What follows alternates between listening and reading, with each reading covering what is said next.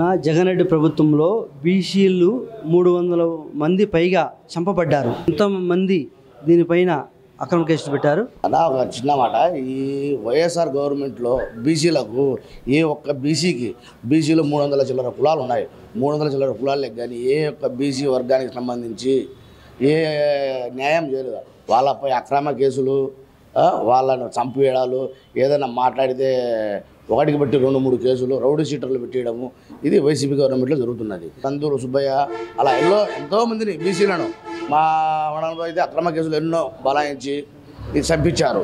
దానికి బట్టి దాని ఉద్దేశంతోనే మన నారా చంద్రబాబు నాయుడు ప్రియతమ నేత బీసీలకు బీసీ వర్గానికి సామాజిక న్యాయం చేయాలనే ఉద్దేశంతోనే ఇప్పుడు ప్రవేశపెట్టిన పథకాలు ఏవైతే ఒక 50 ఏళ్ళకు పింఛను ప్లస్ ఆర్థికంగా ఏ వర్క్ అయితే చేస్తున్నాడో అతనికి పనిముట్లకు కానీ యాదానికైనా కానీ కార్పొరేషన్ తరఫున లోన్లు ఇప్పించడం కానీ చేయడం కానీ ఒక చంద్రబాబు నాయుడు గారికి సాధ్యం. ఇది వైఎస్ఆర్ గవర్నమెంట్లో అయితే ఇలాంటివి ఏమీ జరగవు. ఏమున్నా అతని సామాజిక వర్గానికి సంబంధించిన వాళ్ళకే లబ్ధి ఉంటుంది కానీ బీసీలకు కానీ ఎస్సీ ఎస్టీలకు కానీ మైనార్టీలకు కానీ ఏ లబ్ధి లేదు. దీనికి గమనించవలసిందిగా ఆంధ్రప్రదేశ్ బీసీ ప్రజలకు మొత్తానికి నేను తెలియజేస్తున్నా. ఒక బీసీ అంటే టీడీపీ గవర్నమెంట్ అంటే బీసీతో అన్నీ లభ్యమవుతాయనే ఉద్దేశంతోనే చంద్రబాబు నాయుడు గారు బీసీకి ఇంత ప్రాధాన్యత ఇస్తూ మనకు ఇది చేశారు. కాబట్టి చంద్రబాబు నాయుడు ఈసారి గెలిపించుకొని సీఎం చేసి మన మైదుకూరు కాన్స్టిట్యున్సీలో బీసీకి టికెట్ ఇచ్చినందువల్ల నా మనసారా నా హృదయపూర్వక నా శిరస్సు వంచి మా చంద్రబాబు నాయుడు గారికి నమస్కారం తెలియజేసుకుంటున్నాను. అతని వల్ల మనకు ఆంధ్రప్రదేశ్కు ఏం అభివృద్ధి జరిగింది లేదు. వానికి వీనికి డబ్బులు వేసుకుంటూ పోవడం, రైతుకు పోయి ఎన్నుముక్క రైతు, ఎందుకంటే రైతు కష్టపడి పండించి మనకు ఏదైనా కానీ ఒక రైతు సాయం చేశాడు. అటువంటివి చేయకుండా ప్రజలకు డబ్బులు వేస్తే ప్రజలు ఓట్లు వేసి గెలిపించుకొని నాశనం వేశాడు. ఈ రోజు ఒక అభివృద్ధి లేదు మన ఆంధ్రప్రదేశ్కు. సచివాలయం ఎందుకు అవసరమా? సచివాలయం ఒక ఊరికి ఒక సచివాలయం కట్టించాడు.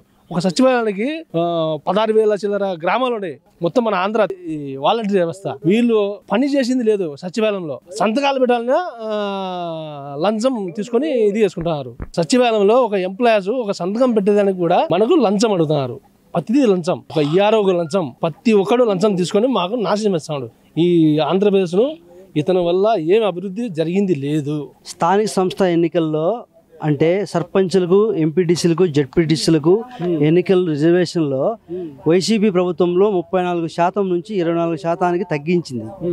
దాదాపు 20,000 మందికి పదవులు రాకుండా రాజకీయంగా ఎదగనీయకుండా చేసింది.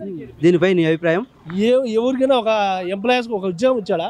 ఈ 5 సంవత్సరాలు అయింది కదా వచ్చి అతను జగన్మోహన్ రెడ్డి. అరాచకాలు తప్ప సొంతం వాళ్ళ బాబాయిని గొడ్డలితో నరికి చంపి అతను అంతే. రాజశేఖర్ తర్వాత రాజశేఖర్ అంత ట్రోల్ అతను వివేకానంద రెడ్డి అతను నిష్కారణం చంపారు. అది ఎవరు చేశారు? ఏమన్నా చంద్రబాబు చంపాడా? అతని మీద కేసేస్తారు. చంద్రబాబు చంపాడు, చంద్రబాబు మనుషులు చంపాడు. ఇప్పుడు నీ ఊర్లోకి వచ్చి నేను వచ్చి గలాటెచ్చేటుంటుంది, నువ్వు వచ్చి నా ఊర్లో గలాటెచ్చేటుంటుంది. నీ సొంత ఊర్లో నీ సొంత బాబాయిని చంపించావు. రాష్ట్రం బాగుపడాలంటే ఎవరు ముఖ్యమంత్రి కావాలన్నా? 99% చంద్రబాబు నాయుడు వస్తేనే మళ్ళీ కొద్దిగా అభివృద్ధి జరుగుతుంది. ఎవరికైనా ఎంప్లాయీస్లు ఉద్యోగాలు రావాలంటే అందులో చంద్రబాబు నాయుడే రావాలి. వైసీపీ ప్రభుత్వం బీసీలు కార్పొరేషన్లు ఏర్పాటు చేశారు, కానీ ఏ ఒక్కరికి కార్పొరేషన్ ద్వారా ₹1 ఇచ్చారా? మాకేమి కార్పొరేషన్ ద్వారా లేదు. ఈ వైసీపీ ప్రభుత్వంలో రైతులకు మేలు చేసింది ఏమి లేదు, శూన్యము. నిన్న పులివెందుల్లో మీటింగ్ పెట్టినారు మధ్యాహ్నప్పుడు. స్కూల్ టైంలో పిల్లలకు అన్నం లేకుండా ఇదే అయిపోయినారు, దారిలో నిలబడిపోయినారు. ఎటు దారులు అటు దారులు అన్నీ బంద్ చేసినారు. వాళ్ళు ఎక్కడ పోలేక ఆగిపోయి అల్పరించిపోయినారు. ఆ రకంగా గతంలో చంద్రబాబు నాయుడు బీసీ కార్పొరేషన్ ద్వారా 10,000 కోట్లు లోన్లు, పనిముట్లు ఇచ్చారు. ఈ ప్రభుత్వం ఏమైనా ఇచ్చారు? ఇప్పుడు ఒక పనిముట్టు లేదు, ఒక ప్రభుత్వంలో ఇచ్చింది ఏమి లేదు. యార్డులకు తప్ప మిగతాది ఏమి రైతుల మూలకంగా కానీ ఫ్యాక్టరీల మూలకంగా కానీ విద్యార్థులకు కానీ వాళ్ళకే చేసిందే కానీ మా వాళ్ళకి ఎవ్వరికి లేదు, రైతులకు 0. ఇప్పుడు గతంలో బీసీలు ఎవరైనా చనిపోతే చంద్రబాబు నాయుడు 10 లక్షలు చంద్రబాబు బీమా ఇస్తా అన్నాడు. ఇప్పుడు ఎవరైనా చనిపోతే ఈ జగన్మోహన్ రెడ్డి ఏమైనా ఇచ్చారా? ఇప్పుడు ₹1 జగన్ ప్రభుత్వంలో ఇచ్చింది లేదు. ఇంత మునుపు చంద్రబాబు పరిపాలనలో ఆయన ఏదో సచివాలయాలకు బీసీలకు వాళ్ళకి వీళ్ళకు ఇస్తూ ఉన్నారు. అది తోపా పండుగల సందర్భంలో అన్ని మతాల వారికి తోపా ఇస్తున్నాడు. ఈయన ఇచ్చింది లేదు, ఏమీ లేదు, అంతా వాళ్ళకే. చదువుకున్న విద్యార్థులకు ఫీజు రిప్లేస్మెంట్ ఇస్తా అన్నాడు చంద్రబాబు. ఇప్పుడు ఈయన ఏమైనా ఇచ్చాడా? ఈయన ఏం లేదు, ఫీజు రిప్లేస్మెంట్ లేదు, ఏం లేదు. అప్పుడు చంద్రబాబు నాయుడు పరిపాలన ఫీజు రిప్లేస్మెంట్ ఇస్తున్నారు, ఇప్పుడు ఏం లేదు. ఇప్పుడు జగన్మోహన్ రెడ్డి వచ్చినప్పటి నుంచి బీసీలను అనేక మంది దాడులు చేసి పొద్దుటూరులో నందం సుబ్బయ్యను కూడా చంపడం జరిగింది. మళ్ళీ అక్రమ కేసులు పెట్టడం జరిగింది. దీనిపై నీ అభిప్రాయం? దీనిపైన అభిప్రాయం నాకు మహా దుర్మార్గుడు అని చెప్తాను. ఆయన ఎవరైనా యథార్థంగా మాట్లాడితే వాళ్ళ మీద తీసుకుపోయి కేసు పెట్టడం, బనాయించి కొట్టియడం చేయడం, ఇట్లాంటి దౌర్జన్య కేసులన్నీ బనాయిస్తున్నాడు. ఇట్లాంటి పనులు చేయడం మంచిది కాదు. ఆయన పరిపాలన నాకు నచ్చదు, నాకు చెప్పాల్సి. ఇప్పుడు రాబోయే ఎన్నికల్లో మన రాష్ట్రం బాగుపడాలంటే ఎవరు ముఖ్యమంత్రి అయితే బాగుంటుంది? 10 దిక్కుల నుంచి ఫ్యాక్టరీలు తెచ్చి ఏర్పడతాడు, 10 మంది ఉద్యోగులు చేరతారు, 10 మందికి సహకరిస్తుంది, అందరికి బాగుంటుంది చంద్రబాబు నాయుడు గారు. ముఖ్యమంత్రి జగన్మోహన్ రెడ్డి బీసీ కార్పొరేషన్ పెట్టి బీసీలకు న్యాయం చేస్తున్నా అన్నాడు. బీసీలకు ఎవరికన్నా ₹1 ఇచ్చాడా ఈ ప్రభుత్వంలో? ఏం న్యాయం అయితే ఏం జరగడం లేదు. ₹1 డబ్బులు బీసీలకు రావడం లేదు, లోన్లు రావడం లేదు, ఏమిది రావడం లేదు, పనిముట్లు రావడం లేదు, ఏ రావడం లేదు. బీసీలు నాకు వెన్నుముక అంటాడు జగన్మోహన్ రెడ్డి. బీసీల మీద ఎంతమంది దాడులు చేశాడు, ఎంతమందిని చంపినాడు అంటావు? బీసీల మీద చేసిండు, బీసీలు ఏంది ఎస్సీల మీద కూడా చేసిండు, ఎస్టీల మీద కూడా చేసిండ్రు. రౌడీ రాజకీయమే రౌడీ రాజ్యం. రౌడీ కుటుంబం నుంచి వచ్చినాడు కాబట్టి రౌడీ రాజ్యం చేశాడు. తనకంటూ ఎదురు లేదనే ధైర్యంతో ఇచ్చేసాడు.